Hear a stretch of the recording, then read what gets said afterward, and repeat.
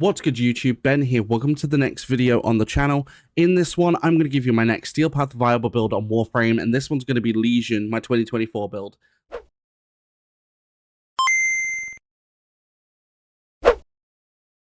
Alright, so Lesion's actually one of my favourite melee weapons to use. It's an infested polearm, and it can do quite a lot of damage, but let's jump into our build for it. So, we're running Shimmering Blight as the aura mod, the stance mod, fast spinning attacks and staggering strikes. We've got Condition Overload for 80% melee damage per status type affecting the target. We've got Berserker Fury for on melee kill, plus 35% attack speed for 10 seconds stacks up to 2 times. Drifting Contact for 10-second combo duration plus and 40% status chance. Virulent Scourge for 60% toxin and 60% status chance. We've got Blood Rush for 40% critical chance stacks with combo multiplier. We've got Vicious Frost for 60% cold and 60% status chance.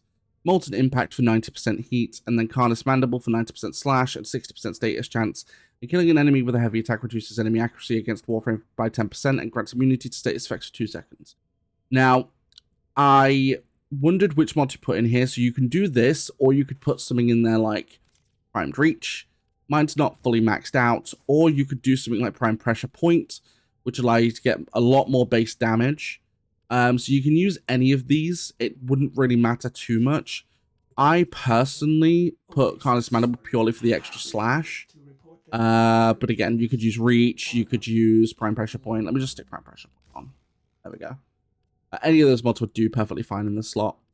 And then you've, of course, the Prime Pressure Point was 165% more melee damage. So you get a lot more melee damage. I do not have any arcanes for the melee form yet.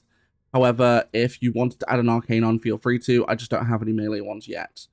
But that's basically the build with Prime Pressure Point on. Attack speed is 1, range is 2.7 meters. You've got stuff like Viral and Heat for the statuses with slash damage, of course. And then the heavy attack doing a lot of damage. But let's jump into the build. I'll show you what this thing can do.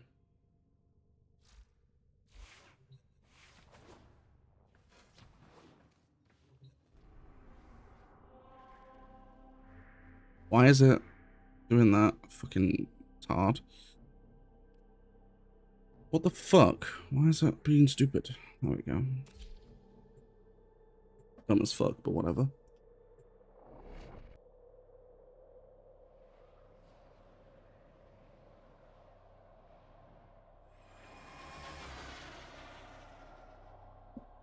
Giving you a more varied example of what we're going to be dealing with. I do want to quickly point out as well, this is a Steel Path viable build. So whilst you can use it and it will get you through the Steel Path, it's not designed to get you to level 9,999 enemies. If that's what you're here for, then it's probably not the build for you. But let's get into this. So, activate that. I'm going to go with Gloom to keep Necros alive. But Lesion has a really cool passive effect. The more enemies you take out, the faster your attacks will become, essentially. Stupid stutter. But as you can see, we are ripping through enemies here, which is absolutely fire. And because of Gloom slowing them down, of course, not everyone might be using Gloom, depending on the frame you're using. You're probably using something else, which is absolutely fine. But for me, Gloom keeps my Necros alive, so that's why I use it. Probably one of the best subsumable abilities you're going to get. I do apologize for the stutter. I don't know why I'm starting so much today. But we're going through enemies pretty fast. Now, I do want to point out as well, we will be staying in until the Acolyte comes in. So I can show you what this thing can do against the Acolyte. From my own testing with any of the 3 mods equipped, it does alright. Like, it just depends on how many enemies you've taken out leading up to the Acolyte. Like, for example, if you are ending up going through a room where... Quickly do that to get enemies on. There we go, to give us some damage reduction.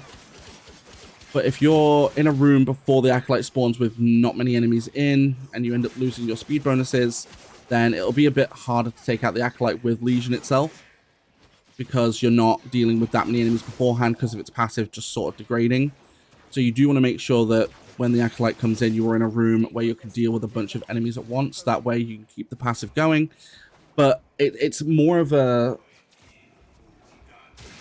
You know, it doesn't need to be the case. Like, the cool thing is with Warframe, because you take a primary, a secondary, and a melee weapon, you have more than enough opportunities to get the damage reduction because of those stupid laser beams. You have more than enough ample opportunity to take out enemies before an Acolyte comes in, because you do get about 10 seconds of notice at least. Which is nice, because if you didn't get any notice, that would be, I think, a big problem. But you get enough of it, so it's pretty cool.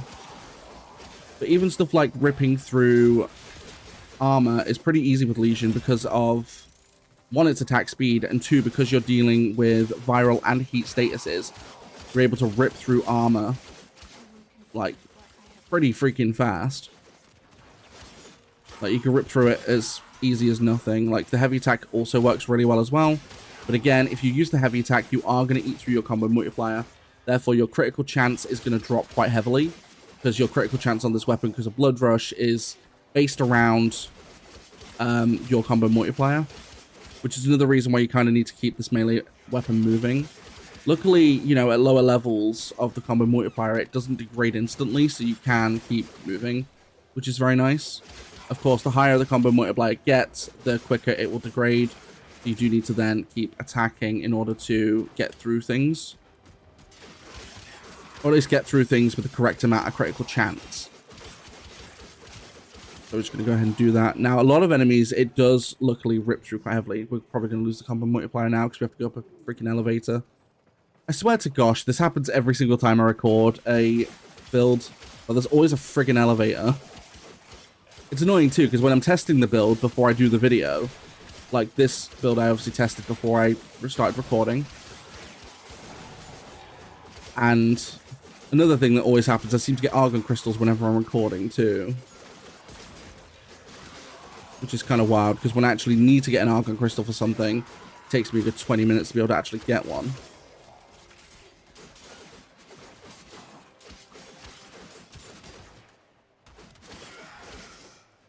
But ripping through enemies is not at all difficult for this weapon.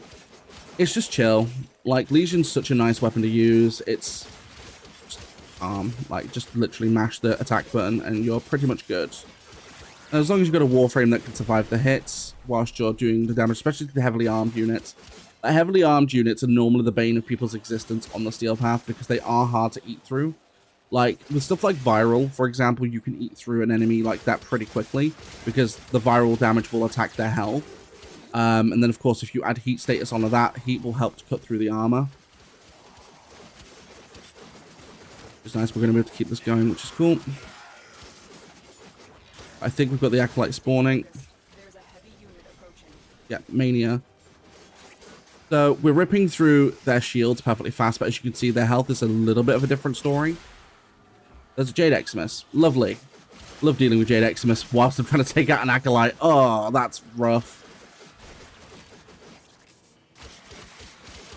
But we can rip through it decently easy. I mean, it'll take a little bit, but you can get through it. But the same thing happened with... There we go, yeah. I've expected that to happen because he cuts your abilities. Mania is probably one of the roughest ones to come across, but we almost got him before we got taken out.